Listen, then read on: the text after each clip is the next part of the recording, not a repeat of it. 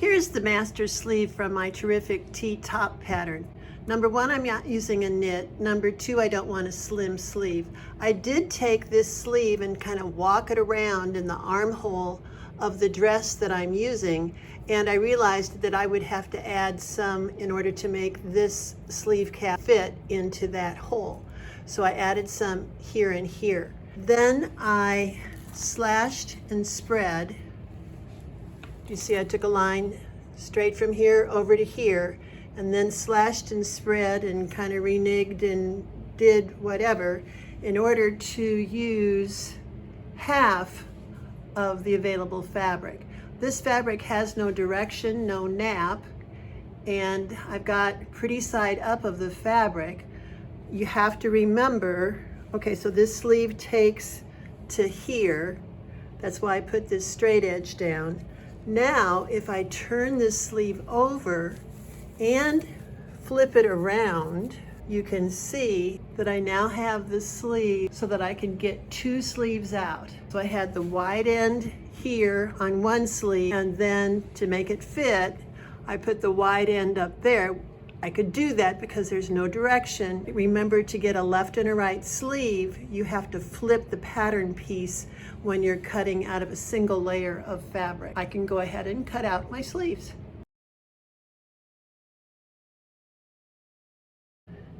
Clipping right along here, I've got my sleeves in, and now I have pieced together enough circumference of the print to go all the way around this garment. And then with my drafting tape, this cool stuff, I'll put a link to where you can get it at Amazon. It just sticks and it's really cheap. So do you see, looking at my picture, it looks like there's really a circle here in front and a circle on the sides. So I will have one circle, two circles, three circles, plus another one in the center back. Do you see here on the side how I've kind of taped in that circle? So I'm going to measure those, and it seems like the distance is 12 inches. So then I'm going to use my flounce math, as you can see at another one of my videos here on YouTube. I'll go through it real quick here again, but I'm going to need 4 circles in order to create this flouncy type stuff out of that fabric there.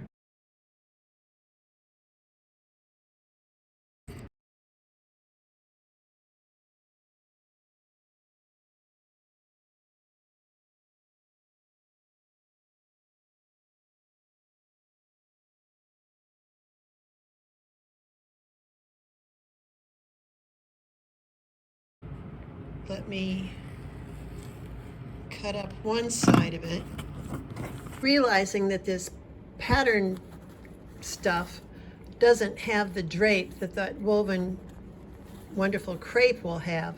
You can see what I'm getting here. And if I look at this, do you see it's almost more the same level? So as this comes down, if it's this long here, I really would need to add about 3 inches at the halfway part of the circle. So that tells me that I need to change, I have to make this part of the circle longer, so it's really more like an oval. I'm glad I draped this up on my dress form. I'm figuring out the pattern before I cut into the fabric. Several circles having been done, I realized I would be better off just to cut them 9 inches long, and then I could cut them shorter where I decided I wanted to.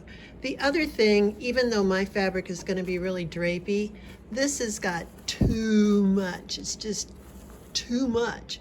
So I'm going to slash in and reduce the fullness of this circle, so it's not going to actually be a full circle. Cut the circle into 8ths. I slashed the half, and then each half into a half. And then I overlapped at the exterior edge 1.5 inches. So you see how much less big this half of the circle is than it was originally. So I've removed that much fullness. This then is my pattern piece. Let's go try it on the dress form.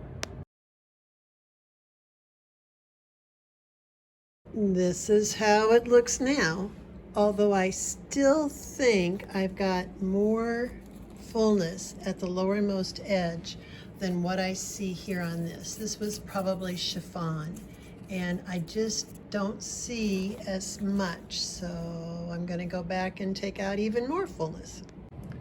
Lapping each one of those cuts 4 inches at the exterior edge. This edge hasn't changed in length. It's still going to fit, but the fullness, can you see now? It's gone from a full circle to less than even half of that.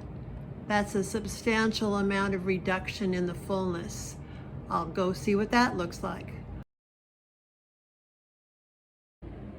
When you do all that lapping at the exterior edge of what started out as a full circle, you're going to have a jagged edge. So you see, as I rotary cut it, I just kind of evened it out. Again, not rocket science. Make it simple. Next, I need to separate the bodice from the skirt so that I can insert that print in that upper part of the skirt. I'm getting ready to do some sewing. So right now, ripping with my favorite seam ripper, the Clover seam ripper that just fits in the palm of my hand so very well.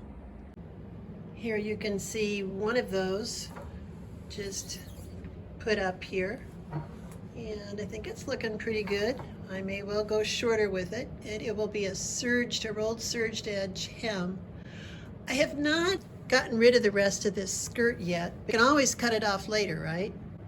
Why would I cut it off if I thought maybe I want to make use of it in some way, shape, or form? The top will be joined to this print stitched to the skirt, and I will stitch next these pieces together, stay stitch around the interior edge, clip in so that it will go straight, and get it all attached to this part. I'll see where I'm at.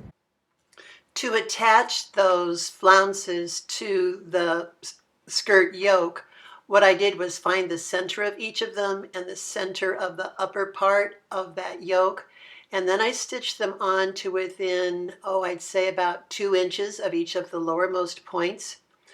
That way I could mark where those points were on each of the pieces coming in and seam those seams. So then I seamed the seams and then finished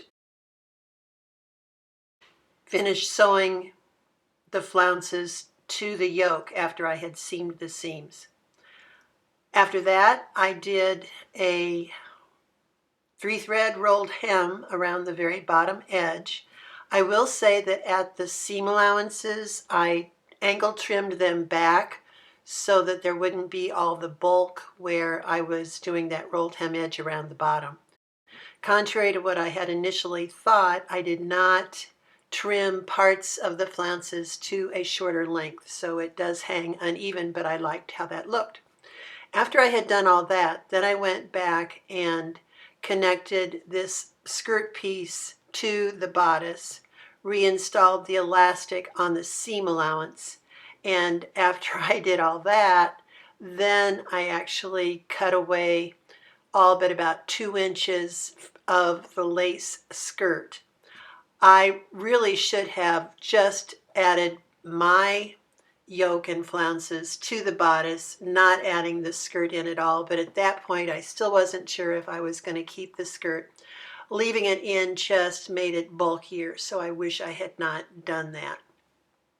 For the sleeves, I turned under about 1/4 of an inch and then another like 1/2 of an inch. I straight stitched next to the innermost edge and right close to the edge and inserted elastic comfortable for a 3/4 length sleeve. That was it. My garment was done, and I got it all done within the Super Bowl. So what's that, like 4 hours? It's taken longer to edit this than it did to actually make the garment.